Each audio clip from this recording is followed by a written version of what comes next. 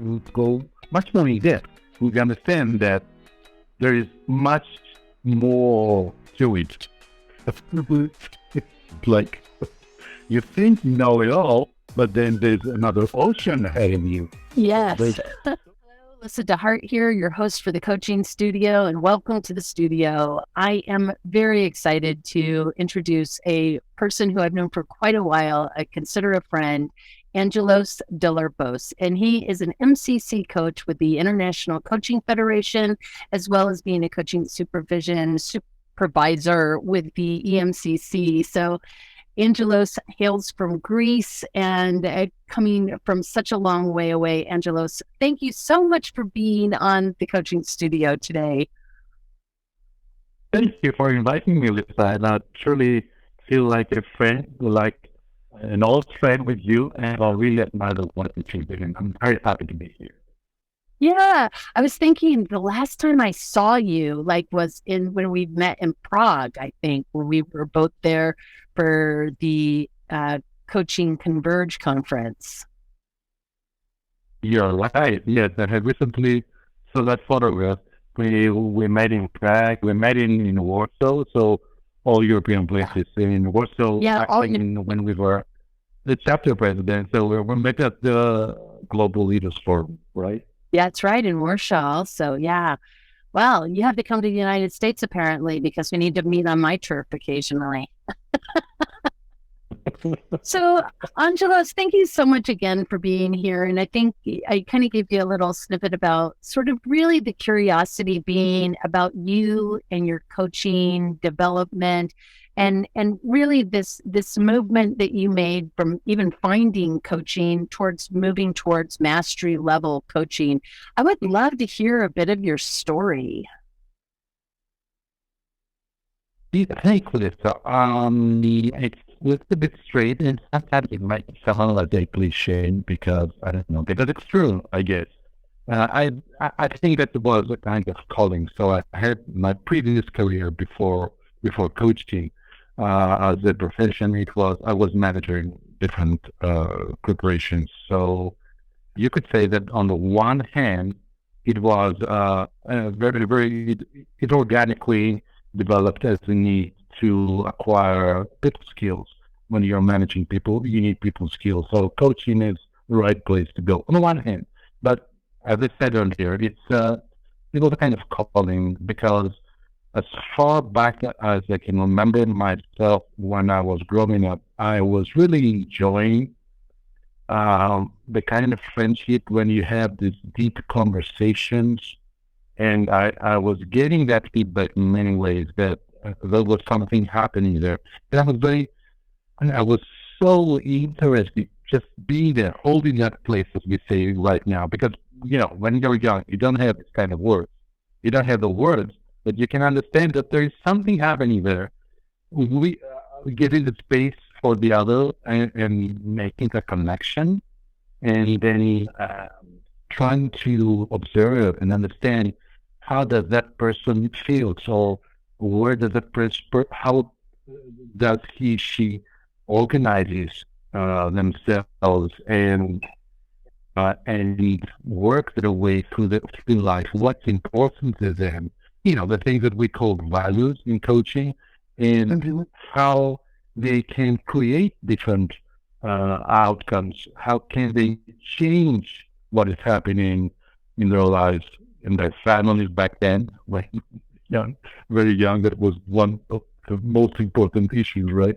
So I felt like it was a calling, and then at some point, I don't know if you have ever experienced that. It's like this become a dormant situation, and then at some point, gradually, there are things that are happening that awaken that in you, and you understand that personal development, personal growth is important to you. So you follow a number of occasions, and you understand that this is important, that this is meaningful for you. So luckily, coaching came to my awareness. So at some point, when it was the right way, I guess, I started studied coaching. study coaching, and that felt like the natural place for me, like where I was meant to be, like the right conversations, being in the right place and having the right intentions when you had the conversation. That felt very, that resonated with me. Does that Yeah. answer your question? Well, and I love this idea of this thing that's really sort of dormant inside of you that really started to emerge, and then you found coaching and it just really resonated with the place that you were emerging into. I think that's beautiful. You said something else and it sort of reminded me of something I said to myself when I was probably about 27 years old, 25 years old, something like that. I was a waitress. And I remember saying to myself, I want to ask a more important question, right, than the ones that I was asking as a waitress. And so that was the thing that moved me into graduate school, and then ultimately in towards therapy and then coaching. But this idea of this emergence, I really resonate with myself. And so this emergence of wanting to be in a different kind of relationship with the people around us also, that's beautiful. And then as you got into coaching, what was it that had you move towards MCC? Because a lot of people come into coaching for a myriad of similar reasons of, this emergence of this new way of being and the work that they're doing with themselves, but they don't necessarily choose to become somebody who's studied enough and done all the required trainings and mentorship and all the different things required for mastery. What was the driver for you towards mastery? Well, you could say that on one hand, it's because the idea is to put the bar high, so I want to be as best as I can. But on the other hand, to be honest, I fell in love with that thing. And well, not every day, but every year, I was attending a number of trainings and I wanted to learn more. And it was not, just a need or somewhere in addiction or somewhere. Yeah. It was that I was loved, I was feeling love, and I was receiving love. This was something that felt home. It was something that felt like the answer to. I'm not saying that's what you said when you were waitressing. At some point, you realize that there must be other questions that you can ask people, and that you want to ask better questions. Like, so, you want to when you start coaching. I remember myself back then. I realized that the more competent I became, the more safe in way the coaching I provided was safe in a way that I was certain that when I do X, the result will be Y, and not something close to Y. So that means becoming more competent is usually achieving the accurate results, knowing exactly what to do. It's like mastering your craft. You want to be Yeah. good at it, you are good at it, and you want to become better at it. I think that must be the thing for everyone. Yeah. I don't know if it is the same for everyone, but it definitely speaks to you. And I also align with that idea of falling in love with something and then wanting to continue to grow and develop that craft of how we are with people. And you said something interesting, and I think I heard you correctly, which was, as you became better at your craft, you actually became safer in the coaching container because you understood the questions that you were asking and the outcome. And this maybe even speaks to positivity coaching, but like that you're not leading the person towards the situation or towards something negative, I'm guessing here. So I would love to have sort of your thoughts about how that created more safety and more structure. Structure maybe isn't the right word, but like, I'm just going to launch this at you. Here, hot potato, go with that. I know it's hot potato. Well, even the notion that you must feel comfortable to feel uncomfortable, it's a muscle. You have to learn that and you have to practice that. And it helps if you know better your methodology, and it helps if you, as you practice, you reflect, you study, you understand, you notice yourself, and you understand what is happening for you as you're coaching with someone else in the room. And so when I say safe, I don't mean that I, I opt in for mechanic coaching or robotic Right. coaching. That's not my style. However, I think one of the things that are important for people who, and I remember when I was explaining that to people who were expressed some kind of interest in training coaching, train themselves, and they were saying, some of them were saying that in my capacity as a leader, as a manager, and so on, I'm doing some kind of coaching, but I want to learn it better. And so, what do you think that I will learn better here? And the most convincing thing that felt convincing for me, but apparently it was convincing for them as well. That it will be more safe. You'll know exactly what to do. You will know what to do. You will learn your craft. So it means you will become more competent. To put it, Yeah. in simple ICF terminology. Yes, more competent. And I think also there's an element of confidence, right? Also, as you have that comfort level, somebody says something, and maybe they say a lot of somethings, because often clients will come to us with like a huge download of information. And that confidence to not be overwhelmed by that, to tug on the threads that are maybe most important out of what they've shared, so that we are most useful also, not just competent, but confident to be useful. I think that's the thing that's showing up as you speak. Confidence is always important. The right amount of confidence, right? Okay, no overly confident, not arrogant, but confidence. Yes, it is important, and confidence in what you're doing, and being resourceful, and being the more that you know, the more experience you have, you are becoming more flexible, more agile, so you can deliver better results. Yeah. And then it gets better, and it gets better, and it gets better. Because, there are a lot of times when people say, and I need to say that a few couple of times in the past, okay, so I'm aware of that, or I know that. And then something happens, and you're doing more work, deeper work, and then you go much more in depth. You understand that there is much more to it.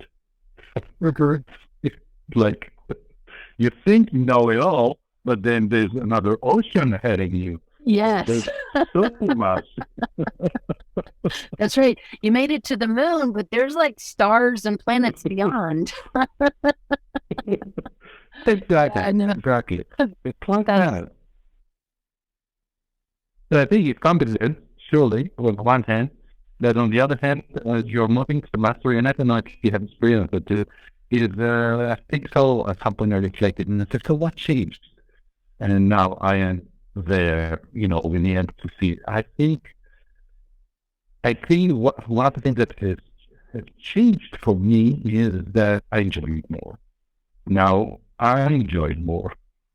Of course, it's yeah. great for the client. I guess, especially judging from my first experience a number of years ago, my first experience with an NCC coach. One of the things that was very impressive for me is that I didn't quite realize when did the conversation started. I felt by saying, "Whoa, so we already started." It felt so Yeah. organic.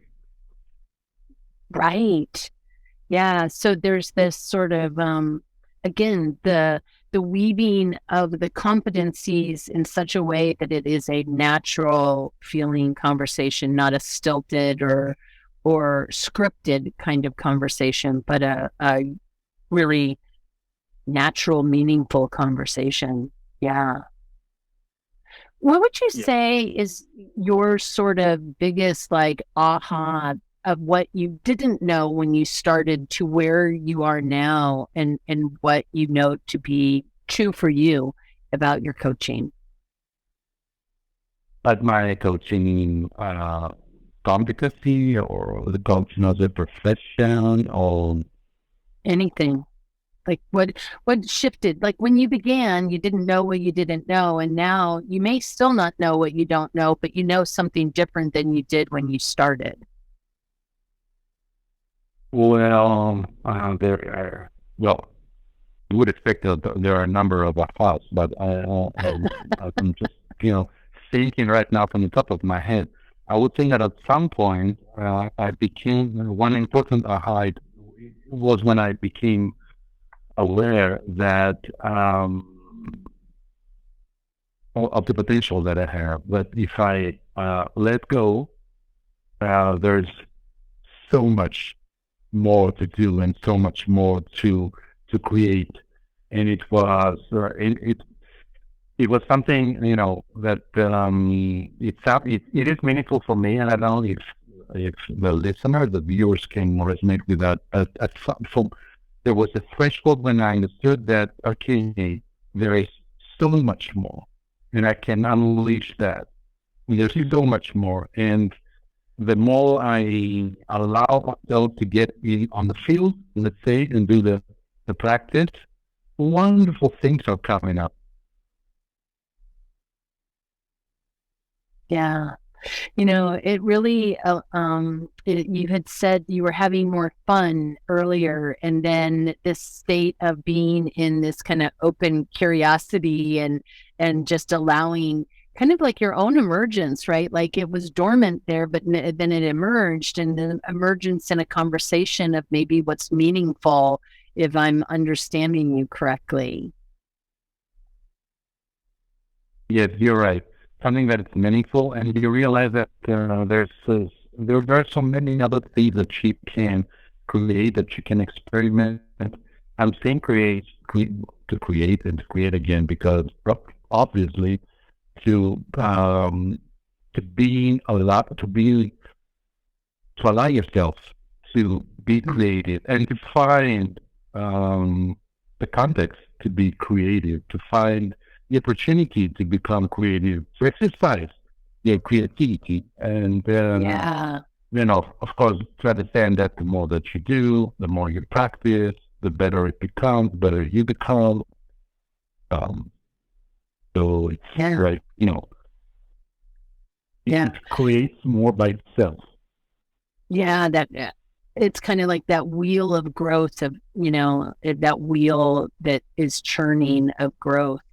When you think back and I guess the question that's showing up right now is really when you think back, what was the most challenging element of this journey that you've been on for you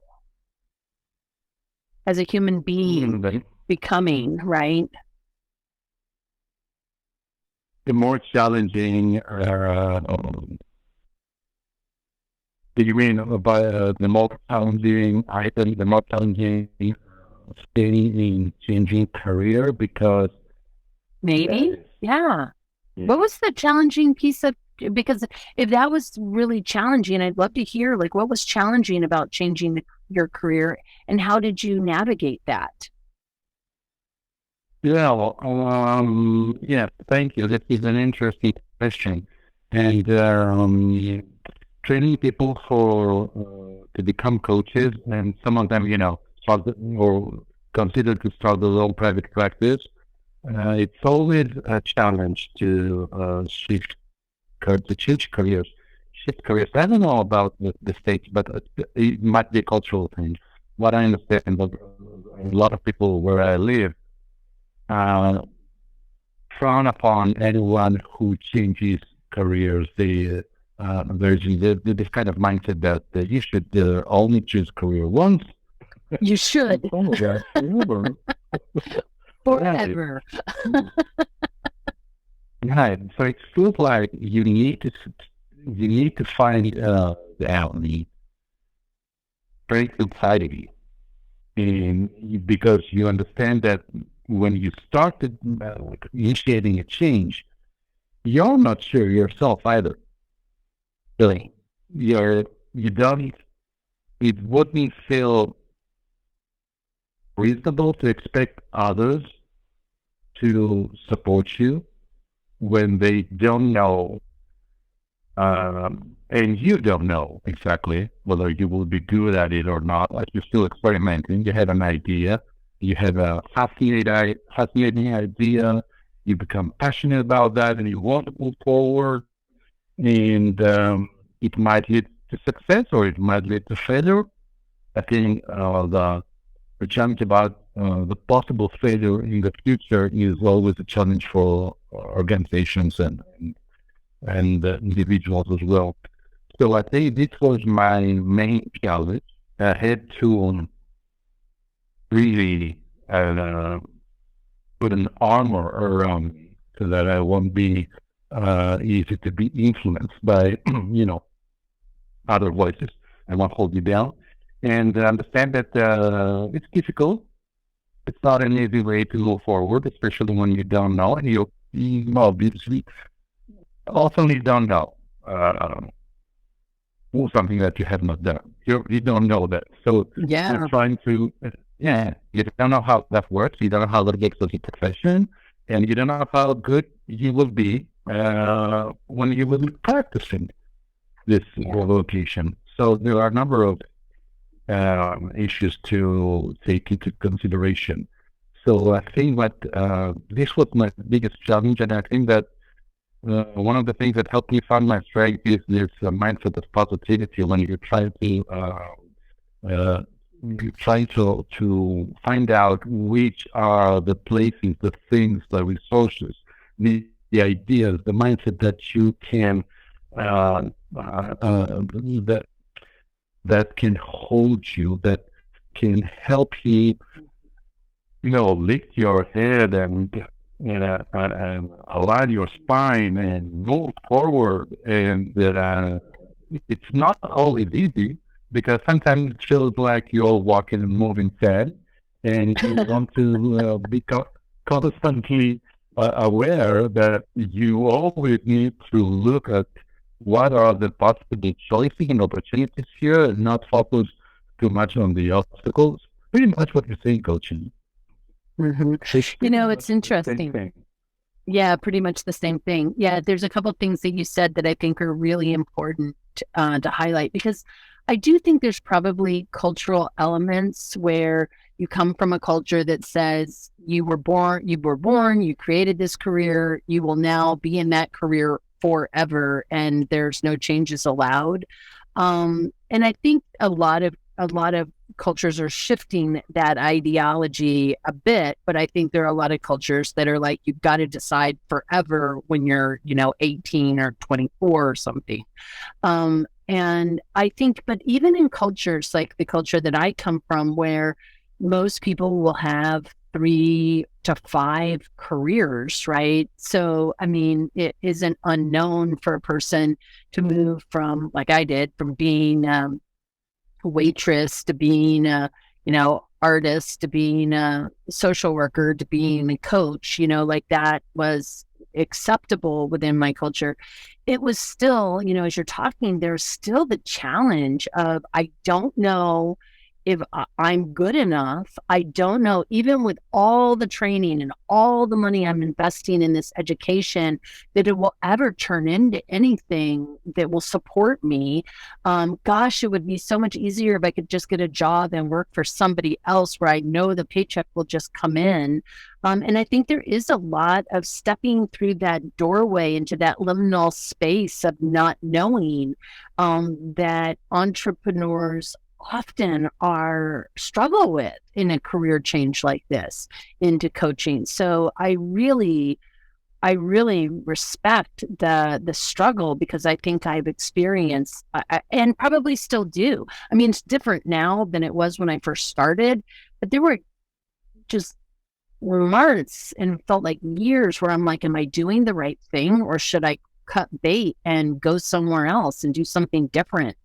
And so that ability to kind of, use that positive mindset or just even a rational mindset, of clear expectations of like, what is my expectation of how fast this is going to shift and move and how long it actually takes. Like you've built a school. I mean, that didn't happen in 6 months. That took years probably to really develop and continue working on and building out and and and you know, finding people who would come to the school and all of that sort of stuff. Easier today than it probably was when you first started. But yeah, the challenge is real. The struggle is real. Yes. And you understand in that process, as you're doing that, you discover your strengths. And until I first trained my first beat, I would never, I had not done that. I would never thought that would be that I could stand in front of people training them, and then I would never even thought that I would so much enjoy doing that. And I think from that moment on, when I look back, sometimes I said I could have been crazy those years because I did all the changes very quickly. But I guess there's perhaps for me there's one other thing that I was always good in organizing things. I had that kind of experience, the skill, so I knew how to organize that, and it kind of came, well, not exactly like that, but not overnight. It doesn't not happen overnight, but yes, of course, it's. I think people trust your hard work and your passion and how well you organize it. Yeah, I think that's a really good point too, which is how well you organize things, as well as do you surround yourself with people who have a skill set maybe you don't, so that you can be organized. I honestly have to have somebody to help me because sometimes I'm the opposite of organized. I, I'm like chaos some days, and not like organization. You know, when you think about the work that you're doing in your coaching as you continue to grow and develop, where's your focus of attention in your own coaching today? My own coaching is to develop coaching techniques and share those. And it's I've always been interested and focused on quality standards. This was one of my interests in all the time that I have been engaged with ICF on different occasions, and as well as a professional, and with our coaching training school, I'm always yet not just what are the minimum standards, but what I think is very essential and will be help this profession be credible and help the trainee be fully equipped with what she has to deal with when he's working with clients. Yeah, What I mean, I was just thinking, like, what is like one of those quality standards that is like that you are really focusing your energy on? well, is that I believe that the quality of the syllabus of what the trainee is receiving from the school, the kind of mentoring they are getting. Supervision is very, very important. So I had provided supervision for a number of years back. And of course, I asked them to get experience. I try, and we organized we have community of coaches so that will allow the creation of what we call cross pollination, so people can get different perceptions and and borrow other people's experiences that will help them catalyze their understanding and their progress in the coaching and the coaching study. Yeah.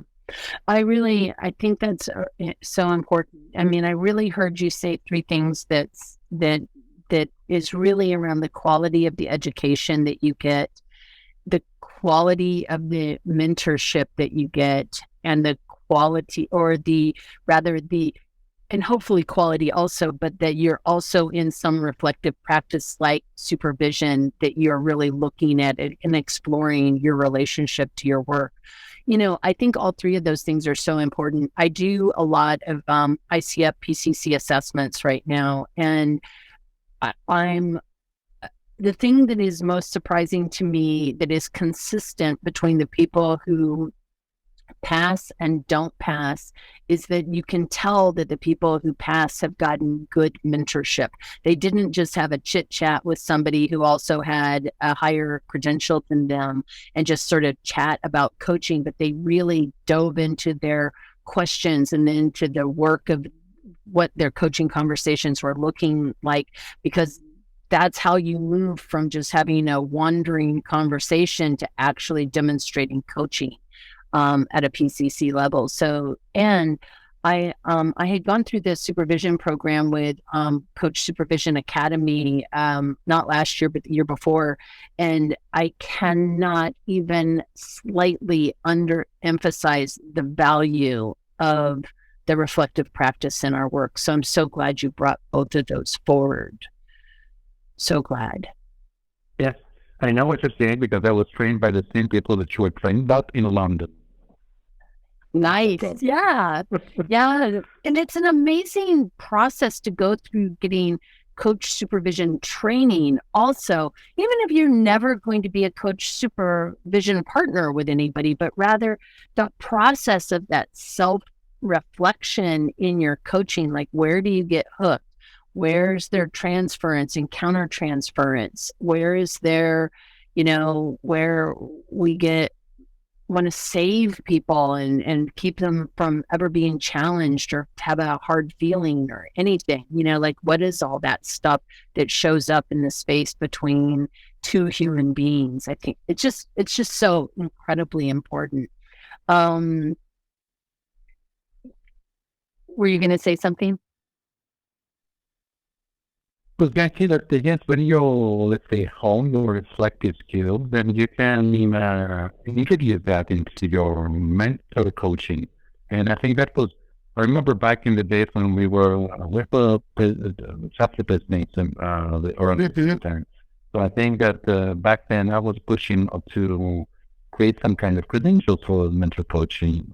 And this still has not been done, although the overall situation is what are the requirements, well, not exactly requirements, but I would say suggestions. What would make a good mentor coach? I think ICF has progressed in that, and I believe that there's a lot to be done still, and it's working because, as she said, you cannot just believe that because you are good in coaching, that means that you can be good in mental coaching, or that you can be a good coach trainer, and so on. Yeah. It's so interesting too. I had a conversation when I was doing a mentor coaching session with somebody, and I had taken the transcript of what they had sent me, and I was just listening to it. They had not done a transcript, but I was capturing the words as I was listening to the recording. And there was this thing that the coach stepped over that the client had brought forward. And when I mentioned it to the coach, like, what had you step over X? They were like, that didn't happen. I never would have stepped over that.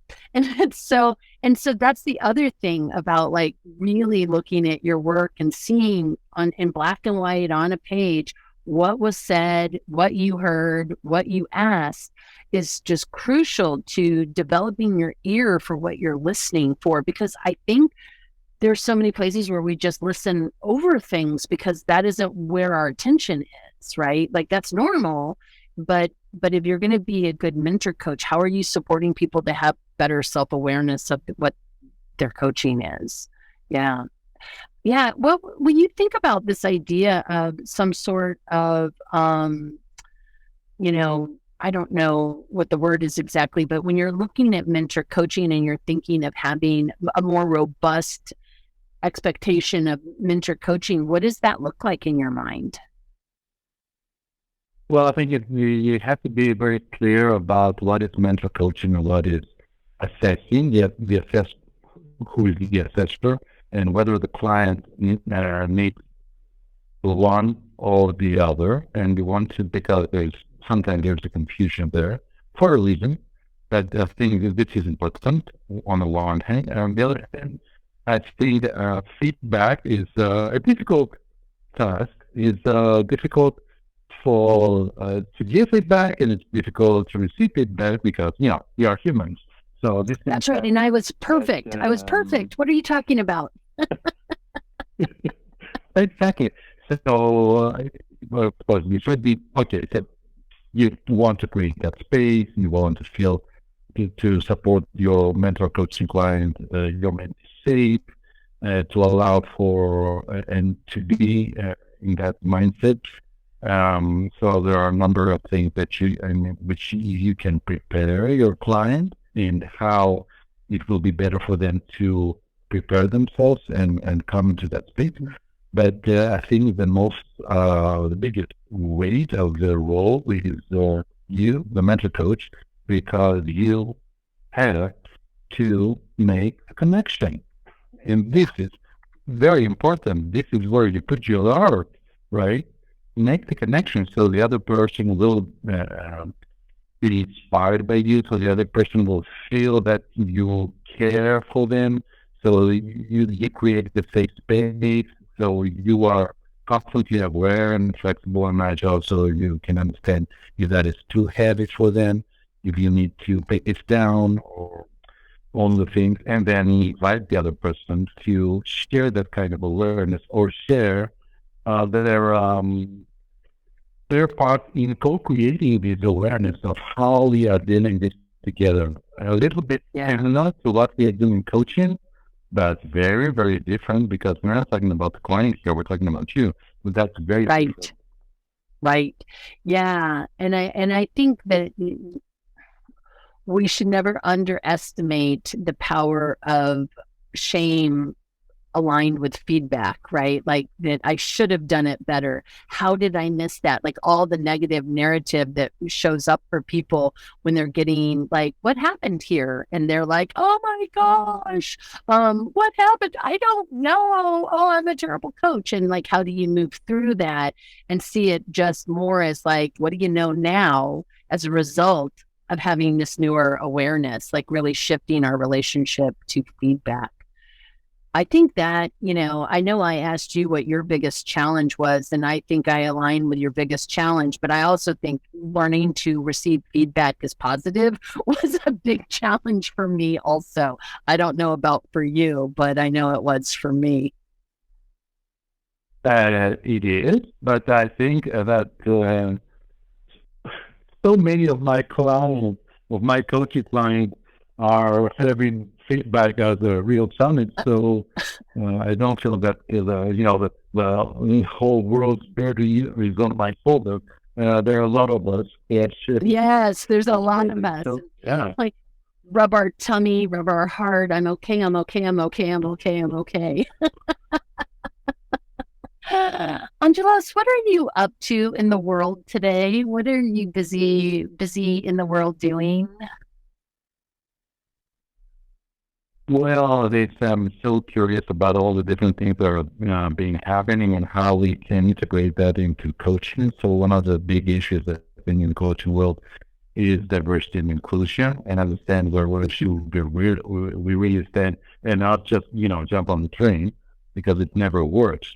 But I think on the other hand, climate thinking was one of the issues that coaching can do something about that as well. But the new thing that is arising in my attention, and I think for other people as well, is what is happening in the hopefully post-pandemic world, what it's being called the Great Reset, which is called by the World Economic Forum. So there are mindsets, there are people who are making choices differently, and we need to, as we are coaches or trainers or supervisors or mentors or whatever we are. have to be, and all those different hats.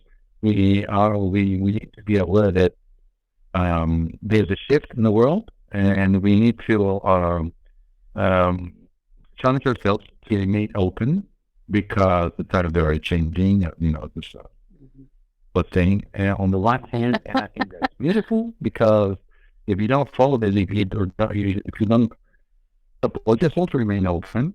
And there will be markets, but they will be challenged, and there's a role of pushing social change. So at some point, you need to take sides. I say that one of the most fascinating and inspiring commitment for ICF is to facilitate social change somehow. So I think that somehow is a question we need to ask ourselves as practitioners. So where do we want to stand? But we need to be aware of what is really happening out there. Yeah, not with defensiveness, but with just open-minded curiosity so that we can actually choose differently. I'll be putting links to where viewers can find you. So I'll put in a bunch of different links for our conversation today. And as my closing question, this is the thing I've been asking people. Off the top of your head, you don't need to explain it, but if you were writing your autobiography today, what would the title be? Oh, that's a difficult one. Of course it is. Let me start from... If you start from the first question, people can find me on my podcast, and they can find the name of Positivity, which is the name of the... I'm going to be putting all those links in. Yeah, they'll find you easy. They'll just press a button. Okay. And of course, in the website of all of our coaching training school, which is positivityglobal.org. And they can find the link to the podcast there as well. And Spotify, Google, Apple, and so on. So to go back to the question about the autobiography, and I remember a song that used to be a hit when you were young. It's called Dreams Are My Reality. The only kind of reality or real fantasy. And I think we are doing this thing, we are coaches, and we are so inspired and passionate about coaching. And I think, based on the stories that we both shared here, I think that coaching is a part of us, and has also helped us in becoming who we are. So I think this allows us. Thank you for reminding me. I just connected with a big truth of my personal truth that I remember. I realized early on that what is very important for me is to find the people that will allow me to change, develop, and change, and not to be chained in something just to play a role. So coaching for that. So the main reason that I chose coaching for a very, very personal thing was that it not only that it will allow me to change, but it will help me to support me to change to, ever evolve. And this still sounds fascinating for me. So I think that the title of the autobiography could be "The Dreams Are My Reality." Dreams are my reality. I love it. Thank you so much for being on the coaching studio today, Angelos. I just really enjoyed our time together. Me too. Thank you very much, Liz. It was great meeting you and answering these questions.